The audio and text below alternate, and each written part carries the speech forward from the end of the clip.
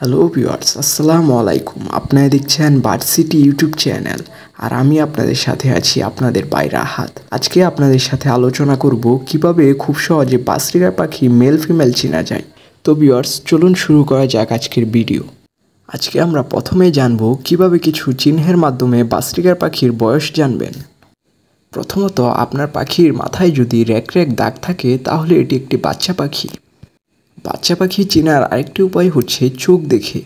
আপনি যদি বাচ্চা পাখির চোখের দিকে লক্ষ্য করেন তাহলে তার চোখের মধ্যে কোনো রিং থাকবে না, কিন্তু যদি আপনি একটা অ্যাডাল্ট পাখির দিকে লক্ষ্য করেন তাহলে এর চোখের মধ্যে একটা রিং থাকবে এবং তার সাথে দেখবেন যে চোখের মণিটি ছোট হয়ে আসছে।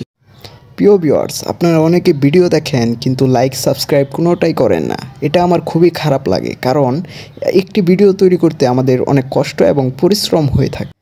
আপনারা তো জানলেন বাজরিকা পাখির বয়স সম্পর্কে। এখন আমরা জানবো বাজরিকার পাখি কিভাবে মেল ফিমেল চিনবেন।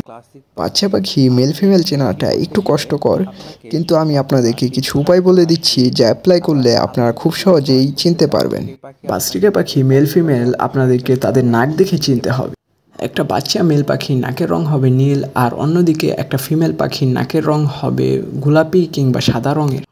তো ভিউয়ার্স, যারা ভিডিওটিতে এখনও লাইক করেননি, এখনই একটি লাইক করে দিন, আর চ্যানেলের নতুন হলে অবশ্যই সাবস্ক্রাইব করে রাখবেন। আপনি যদি একজোড়া অ্যাডাল্ট বাজরিকা পাখি মেল ফিমেল চিনতে চান তাহলে সেম প্রসেস, আপনাকে নাক দেখেই চিনতে হবে। একটি অ্যাডাল্ট মেল পাখির নাকের রং হবে সম্পূর্ণ নীল, অপরদিকে একটি অ্যাডাল্ট ফিমেল পাখির নাকের রং হবে সাদা কিংবা সম্পূর্ণ বাদামি রঙের, যা দেখে আপনারা বুঝতে পারবেন এটি একটি মেয়ে পাখি।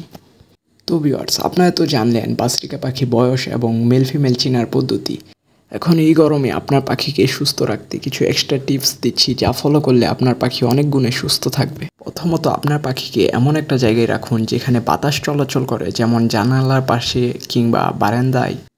দ্বিতীয় পরামর্শটি থাকবে আপনার পাখিকে গোসলের ব্যবস্থা করে দিন।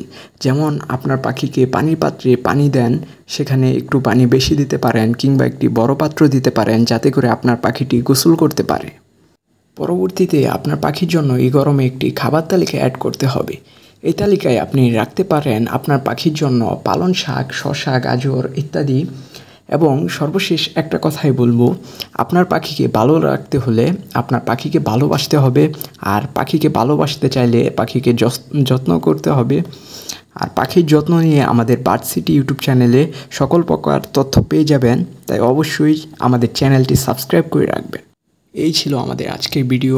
আজকের ভিডিওতে জানলেন বাজরিকা পাখি মেল ফিমেল এবং বয়স চেনা উপায়। আর আবার কোনো দিন দেখা হবে কোনো নতুন ভিডিওতে, ইনশাআল্লাহ।